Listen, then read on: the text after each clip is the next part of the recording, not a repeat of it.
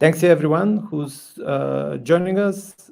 Great to have you again. For those of you who are joining for the first time, Toggl Academy is our initiative getting super good agency owners and operators to share their experience, their learnings with the rest of the community, with the hope of helping everyone who's running an agency or running any type of service business. Really, today we have Maeva from Flying Cat Marketing. Did I get it right this time? Yes. And I'm super excited to have Maeva because I've been following her, her thinking and what she's sharing with her audience for quite some time now, and I'm always just super impressed with the quality of the things that she puts out. And today, Maeva is going to talk about a topic that I know is very dear and very close to everyone who's running not just service businesses, but especially service businesses in this challenging environment that we're finding ourselves in. And she will actually share with us her experience doing budgeting and planning, financial budgeting and planning for her agency for 2023.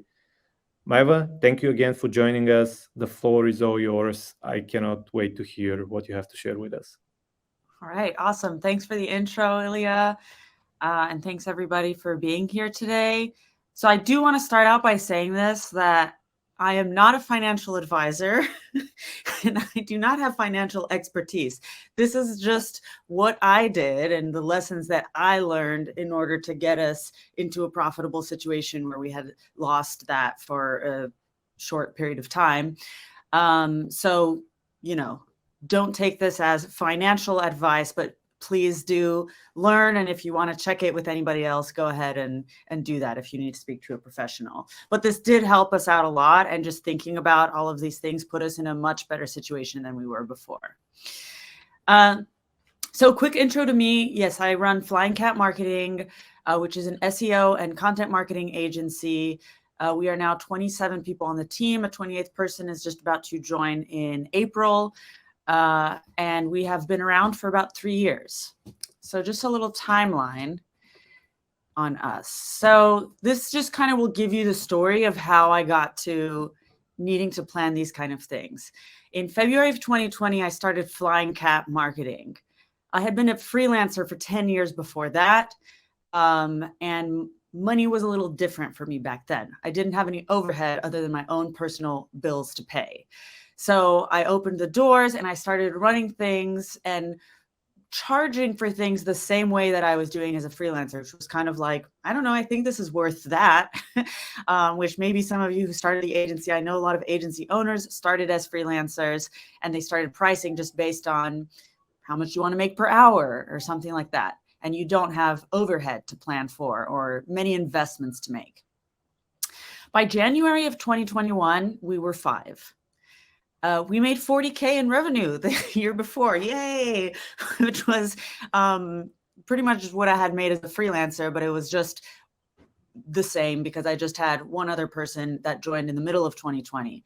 So by January, I ended up bringing on a couple of who are now the leadership team. And I didn't have specific plans for growth or for hiring. I didn't really know what was going to happen. All I knew is that I love growth and I like to see things grow fast. And there was some things that I felt like I was doing too much of at the time, like managing projects or managing invoices and admin and those kind of things and editing. And I started bringing those people on so I could think a little bit more strategically. By May of 2022, well, in 2021, we ended up making 400,000 euros, which is 10 times what I made the first year. So I was like, okay, this is pretty cool. Again, I was just looking at making more money. That's like grow was the biggest thing that I was looking for. And suddenly we're 22 people. So I remember when our head of operations joined, Katie, in 2021, one of the first things I had her do was figure out all of the expenses that we had and try to get us into a financial, just understanding position of what we were spending. But we still didn't have that much information on our core offer, what things cost. And just as we had started to understand pricing and where pricing should be, suddenly the team got to 22 people and the overhead in day-to-day is not the same.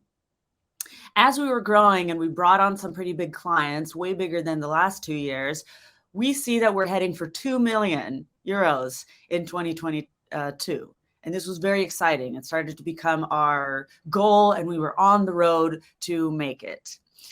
By summer of that year, we are 32 people. So we grew a lot last year and it was a little bit chaotic. We're a lot of lessons learned, a lot of things that I'm not going to cover here. This is just about budgeting and planning financially. And we're just spending like crazy because we just want to grow. We want to deliver to the clients. We were profitable. So it was kind of like, well, there's money in the bank. Why not just keep spending it and investing? We didn't have a hiring plan. We basically said, bringing clients on, getting more people to service them. And we were very operationally efficient. We continue to become more operationally efficient, but we had everything documented and we were working through our core offers. But we were still spending a lot. In July of 2022, we lose our biggest client ever. This client was like 30% of our income at the time, and we had hired, and this came out of nowhere. We were in the middle of preparing the next 6 months of strategy. We were pretty certain they said they wanted to continue, and suddenly out of nowhere, they get a new CFO, puts all the vendors on the chopping block and says, what is this investment that you're making with Flying Cat? Boom, cut. And it wasn't even our contact people. So this came super unexpectedly.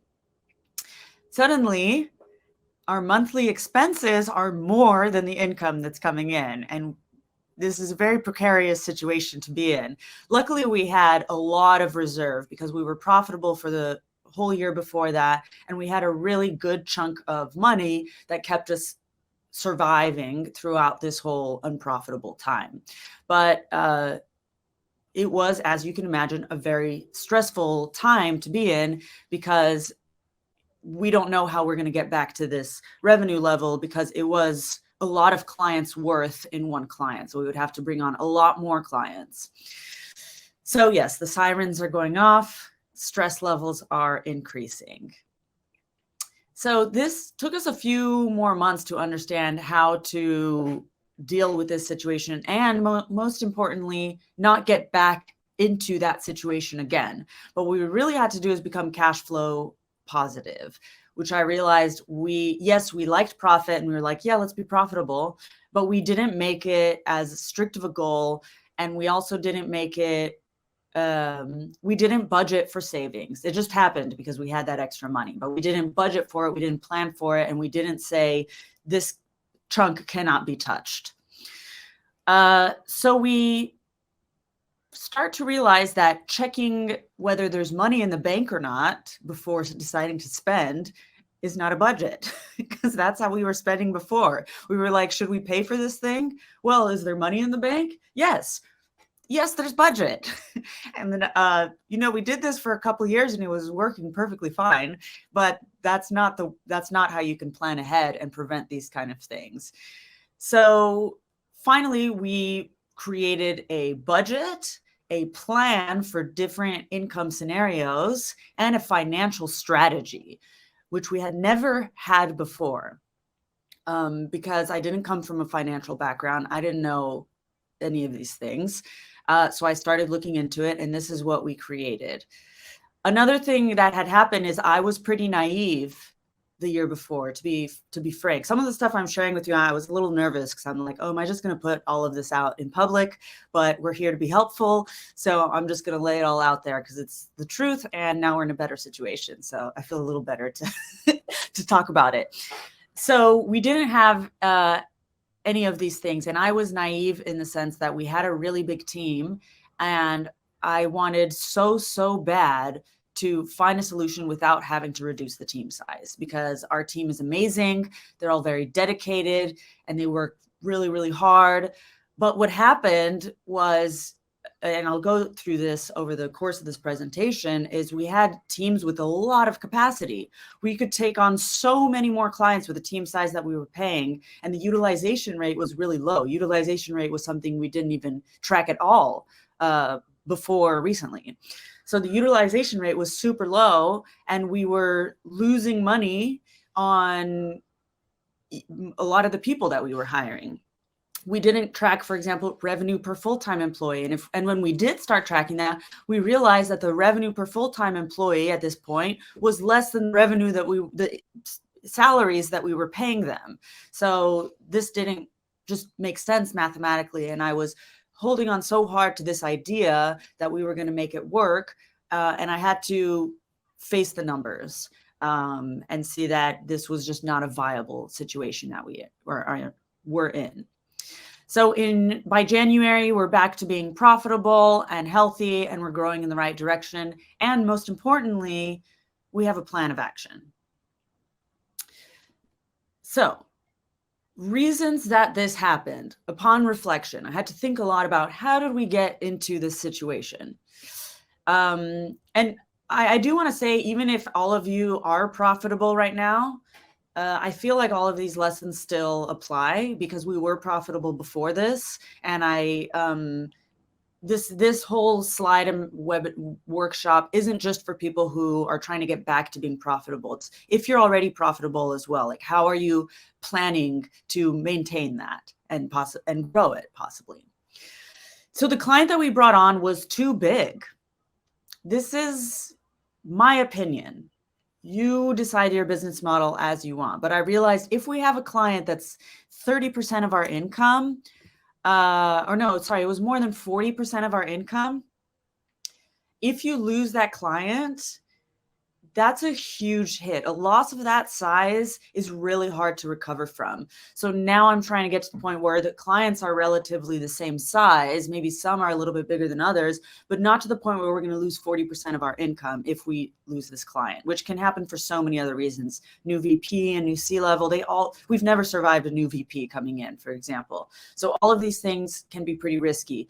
Something else that happened with another client that we lost is they just laid off their whole marketing department, and we had no contact people, and they were like, there's nobody to manage this relationship. So little things like that, even if the service is really good, the results are really good, you can't foresee those kind of things coming. So one of the things I realized was this client was too big.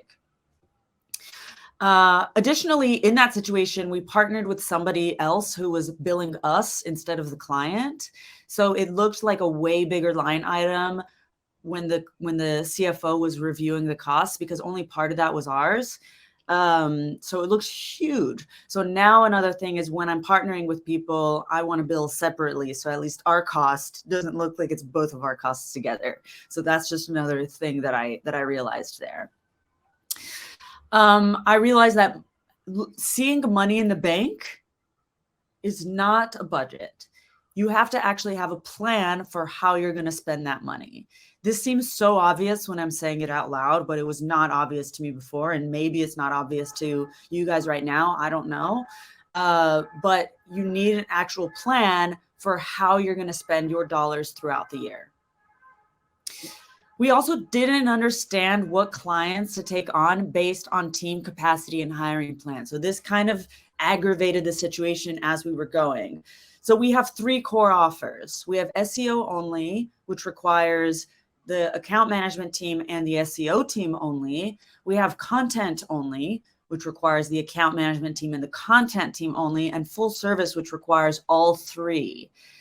At this time, we looked at the content only package alone when we were trying to figure out profitability. And we were like, as this offer stands right now, it's the most profitable one. That's the main reason for that is because we hadn't properly priced the full service offer. So that's fixed now. So now they're all equally profitable alone. But at the time we said, okay, content only is clearly the most profitable. So let's try to bring in more of these clients. What we didn't take into consideration, again, as I say this, it just sounds really obvious, but it's sometimes not. What we didn't take into consideration is we had way more capacity on the SEO team. The SEO team could have taken on like 12 more clients at the time, I think. But the content team was at capacity. So what was happening is we said, oh, content only is most profitable. Let's bring on more content only clients. But then we had to keep hiring content team, and the SEO capacity was still really low. So the expenses were going up, and this just wasn't working in our favor. So we needed a plan for how many clients, like how can we reach this payroll percentage? What kind of clients do we need to take on to get there? And how to hire based on this forward-looking plan. Another thing is payroll percentage. So I didn't know anything about payroll percentages, what it was supposed to be at. We had a good idea about where we wanted our profit percentage to be, and we aimed for a good one, but we did not consider payroll percentage. So when we lost the client, our payroll percentage was at about 100% or like 95%. So that didn't even include tech or anything else that we invested in. So we didn't leave any room for anything else. So the payroll percentage, what that is the payroll cost as a percentage of the sales revenue. Another way to look at this is the labor margin. So this is the relationship between labor costs and revenue. So it's the difference between the sales revenue and the cost of labor required to generate that revenue. Again, it's a percentage, but something that you need to bear in mind here. A lot of regular businesses have a payroll percentage of 15 to 30%. Most labor-intensive service-based businesses have a much higher payroll, but according to a lot of benchmarks that I found, it's up to 50%. So we were at 100% or like 95%. So this is obviously a problem, but it's a percentage I had never thought about when I'm planning my expenses. So we had to get this number down. Or, get revenue up without getting that number up. So what we needed to do, the number one thing is we need to get the payroll percentage down. So again, that's becoming more efficient, being able to take on more clients without having to hire more people. It doesn't necessarily mean get rid of people, although in our case, we did have to lay off a couple of people, which was not pleasant at all for anybody. But other ways we have figured out how to do that as well is planning capacity. Are we bringing on clients that are going to require us to hire, or are we filling the capacity that currently exists in the team? We also had to create different budgets according to different revenue scenarios, which I will show you in a second with the spreadsheet that I created. We created a hiring plan for the whole year, and also a list of what kind of clients we can bring on to reach these revenue goals and to meet this hiring plan. And we created a financial strategy to increase profit. And part of that was getting rid of clients. So this was something that also didn't make sense to me. So initially when I looked at it, we had this revenue coming in from clients. And if we minused the revenue, then we would have less profit and less revenue. Because sometimes a client is so badly priced that if you remove the client, then profit goes up, right? So we were at a point where if we minus the client, profit would go down. So in our heads, we were like, well, okay, we should keep this client on then. But what we didn't realize is this is taking up team time. So if we want to bring on another client, it's likely we run out of capacity quicker and we have to hire more. So a part of our financial strategy is actually replacing those clients. Instead of holding on to them, even though profit would have gone down when we get rid of them, actually, if we replace them with a higher paying client and say goodbye to those older clients, then the team stays the same, profit goes way up and revenue goes up. So this is something that it took me a long time to comprehend. Again, it seems obvious if you look at the math, but sometimes it takes a few scenarios and situations and angles of looking at it for it to really click in your head. Oh yes. Yeah, the pricings were getting low. I put Lil Jon low. I don't know if that's a reference people get, but let's dive into the spreadsheet. So I'm going to share it. I'm going to stop sharing and then start sharing on the spreadsheet. Wait, stop sharing. I could have shared that instead. Okay, here we go. I'll quickly take a look to see if we have any questions. It looks like not. Okay. Okay, so we have the spreadsheet, and I will share this with everybody so you can use it for yourself. Again, I'm not a financial planner. Maybe everything is not perfect here, but this helped us understand where we're going to go. So I've put some fake numbers in here. This is what you would have to fill out. What is your current monthly recurring revenue? What is your current payroll monthly?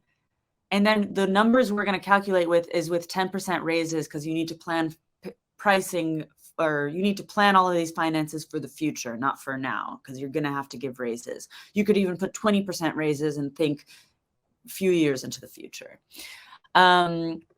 So then we have current non-payroll expenses. So everything that's not, all of your tech, your ClickUp project management tools, Toggl, time tracking, all of these kind of other expenses that you have that's not payroll, you put that in here monthly. And then full-time equivalents. So either employees who are full-time or freelancers who are working for you as a full-time equivalent, you put the number here. This spreadsheet may not work for you. You might have to make some edits depending on how your team is structured, how your business is structured. There's a lot of things in here like the capacity planning that might not apply to the way that you do things. So you will have to edit it for that. But I just put, okay, full-time equivalents here, average yearly salary of a new hire, average monthly value of a client. So these are all fake numbers. You just play around with it, whatever works for you. And this is just to get us an idea of where we're at right now in spending. So then you have capacity. So we have here, these are the different roles that we have in client fulfillment. So we have other roles in operations and leadership, but right now for taking on clients, we just needed to see who's in client fulfillment. What are their roles? So you put the number of people here, and then the number of whatever unit it is per person that they have the capacity to take when they're full-time. So you would have, you know, if they could, so this is like pieces, so like a blog post or something, you could put 20, oh, sorry. So this is, so you would put it here per person, 10 pieces per person. The editor can edit 25 pieces in a month. A strategist can work on 6 clients, 6 average size clients. Again, we have different client sizes, so we're still trying to figure out how to do this, but we just have an average here. And the client account manager can take on 6 clients a month. So then we see the current workload here, and this is the total capacity that we have. And this is the current number of clients per team. Sorry, this might be the total number of units per team right now. And so this gives us the capacity remaining. So this is just to use later. So you would have to fill this out. And this is probably what you're going to have to edit for your own team the most. Again, if you have like somebody who's part-time, then you would put 2.5, for example, instead of 2 full-time equivalents. So that gives you a better idea of what you're doing there. Okay, no questions. All right. So then you go into your goals. So what I want you to edit is these black squares. So there's a lot of things that you can play around with. Again, these numbers are fictional, but it's going to tell you a few things. So if your current MRR is at 50,000, which I put here, then your yearly revenue is going to be 600,000. So then you put your goals. You can do this based on benchmark data. You can do this based on how you've grown before. You choose your own goals however you want. And I would put 3 different scenarios. Acceptable, it's like a little bit of growth.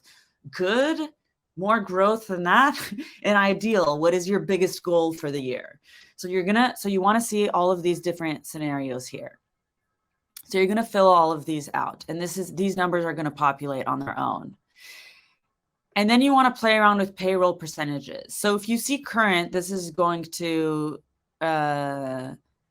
show you the actual payroll percentage as it is right now. And then these numbers you want to play around with. So for example, if I were to get to, so here you can see it's going to give you how many new team members you can hire. So this seems really high. Again, I just made up these numbers, so you'll play play with them how you want. But let's say I needed more team members than this for some reason, then you would go bring that up to 60%. And then does this add up? Yeah, so this should add up all to 100. So basically you play around with these percentage numbers, and it's going to show you how many new team members you can hire in each scenario. And here, everything should turn red if something goes in the wrong direction. So you can kind of play with these percentages here. And then you have the percentage of non-payroll expenses. This is also going to show you your profit margins right here as you play around with these numbers. And there's a section for owner's pay, which again, you can play around with the percentages, and it's going to show you how much you would take home here. This is just to make sure that all of the percentages add up to 100. And this shows you, okay, so based on all of these numbers in these different scenarios, this is how much we can increase payroll. And then this is where you get this number of new team members. And again, a really important metric to track is revenue per full-time employee. Depending on where you are, the benchmarks that I've heard is you want to get revenue per full-time employee to somewhere close to 100,000. So you want to move that number up as you go. So that means you kind of have to play around, get the profit up, try to aim for 100,000 per person. Depending on what your country you're in, that might be a little bit lower. But that's generally a healthy benchmark. So then we have new ARR needed to get to these numbers. And again, based on average monthly value of a client. So you put your average, how much do you charge a client every month of one new client? That's going to tell you how many new clients you need. Okay. So this is probably a little overwhelming. I'm just going to see if there's any questions or comments. All right. Okay. Yeah. So I tried to highlight here the areas that you should play around in. So then we're going to go and see, okay, so if we get into these situations, where is my money going? So current here, this is just to kind of show you, you have total hours. So this is to show you the revenue. This is to show you the utilization rate per team. And we have the number of billable hours. So this is kind of a complicated thing. You do have to track time. So, use Toggl, use something like that, because you have to be able to separate billable hours from non-billable hours to be able to understand this. So basically you have the total hours worked for the full company and the total number of billable hours worked for fulfillment only. And then you divide it by each of the teams. And by billable hours, it's how much time did they spend servicing a client. So this does not count all hands meetings, one-on-ones, checking their email, all that other side stuff. It only counts the amount of time that they spend servicing a client. So again, we used some pretty advanced Toggl features here to get this information. It took us a few months to get this data, probably even more, because we had to keep playing around with how we structured it, but we did have all this data to be able to help us understand this. So budget here, you can see we have no extra budget for anything. New hires cannot hire anybody new. And this is still current. So obviously you're not going to hire new. This is just to show you what your current situation is. So then you go into the other ones. So here in red, we see that something is off. So for example, I have 16 new hires left to go. This is really high. And then here I'm going to decide where am I going to put them. So I'm just going to actually highlight this so you know that this is the area that you want to be editing, because you don't want to play around here. This is just to show you the capacity remaining and the client breakdown. So here we already are seeing that we don't have enough client account managers to handle this client breakdown. And we definitely don't have enough people on the SEO team to handle this client breakdown. So if I need 6 people on the SEO team, I would go ahead and add them here. Okay, so now I'm good. I'm good to go, but I still need more people on the client account manager team. So I add them here.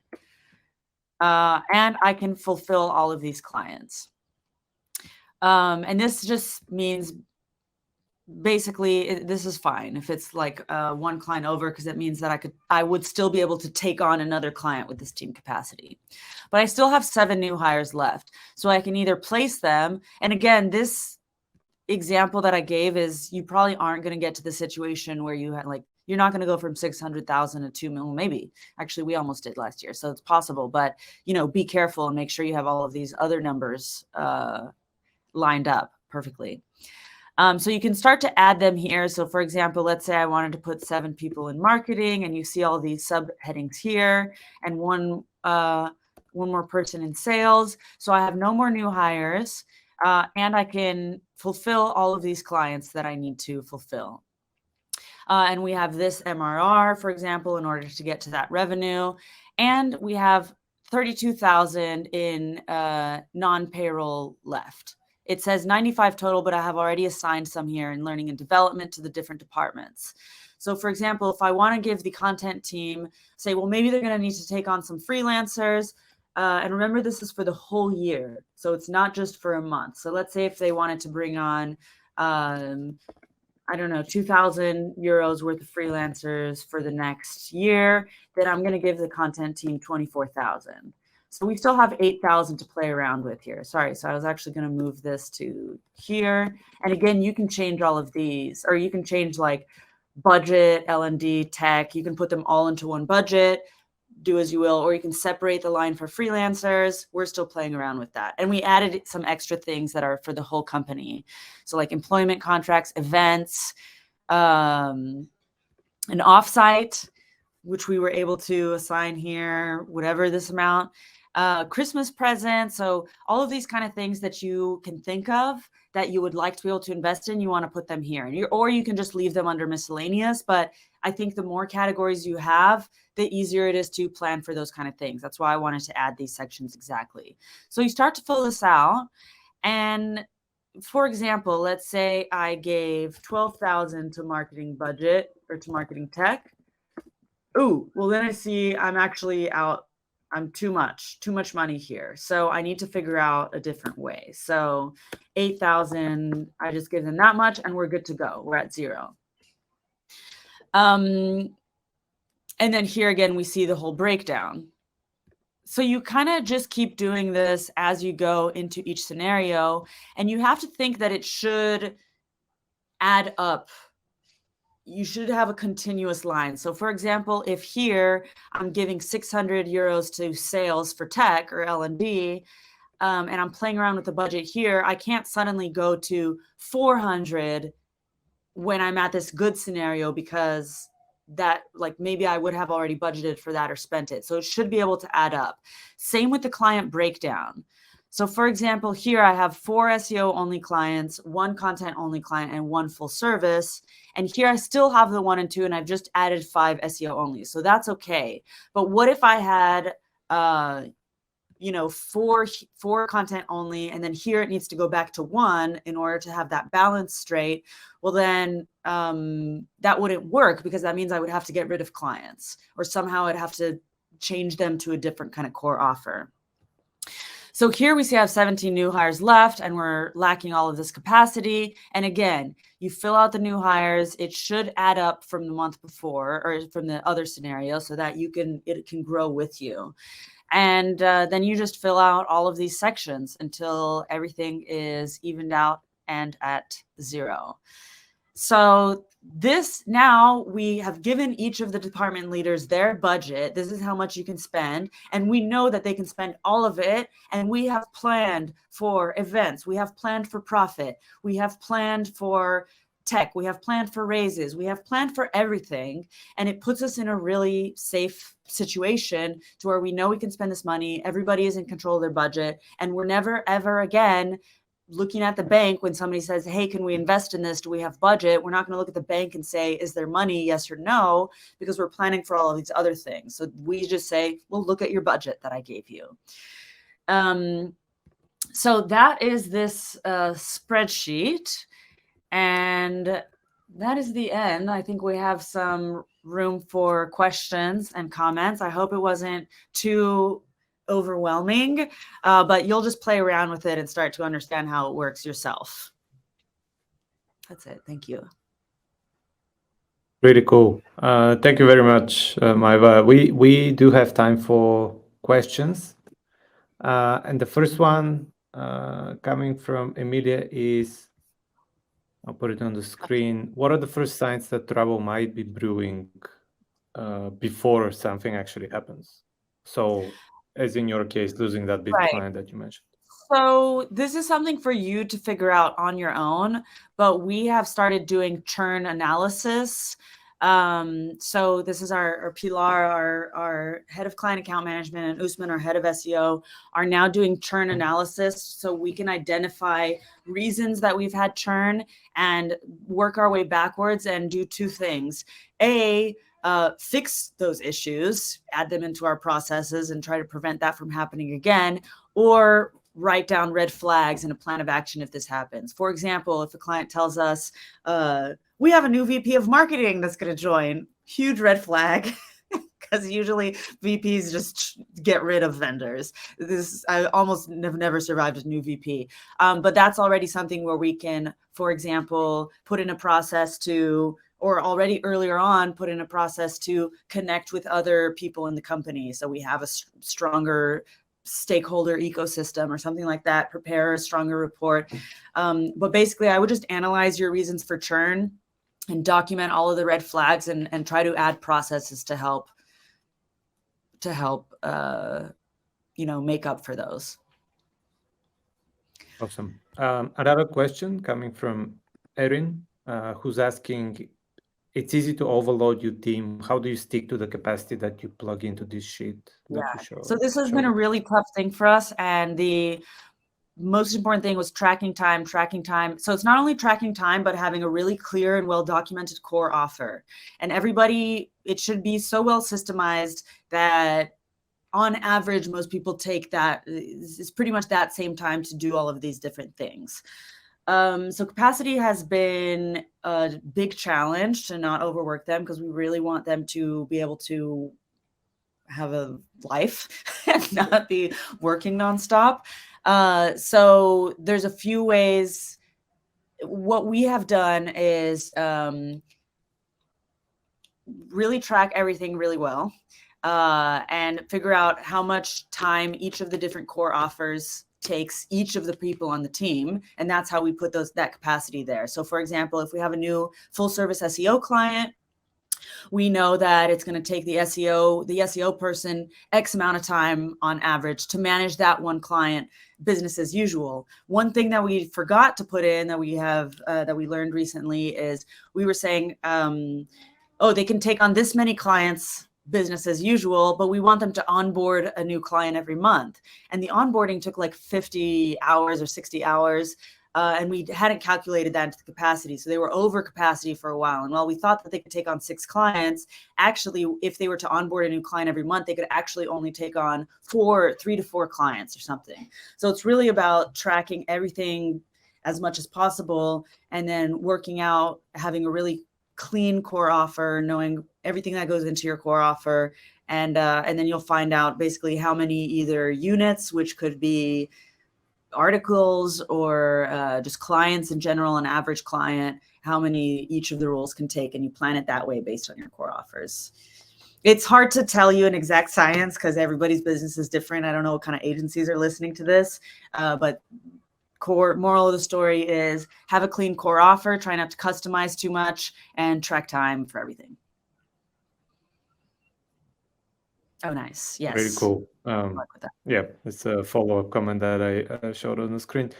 One question from me as well. You mentioned the importance of losing that big client that was bringing in over 40% of your business at the time.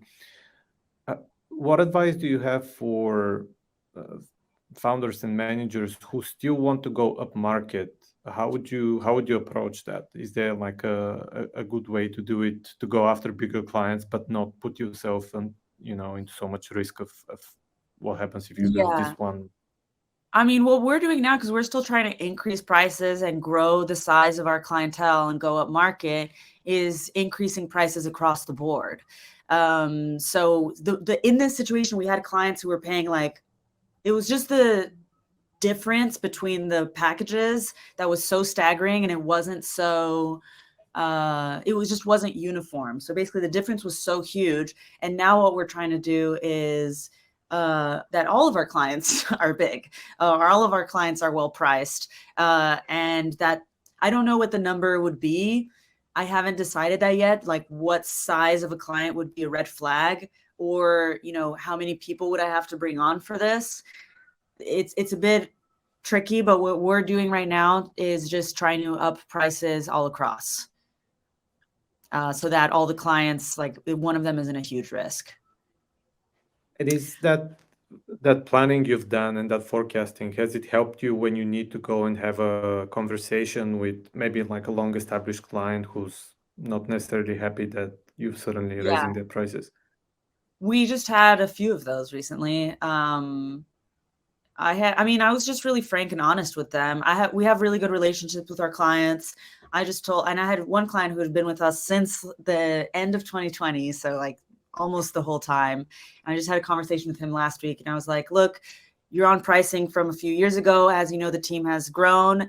Our new strategy is to become more profitable and not hire more people. So I need my team on a client of this size. I feel kind of bad asking you to triple the price without, you know, getting anything extra just for the exact same service.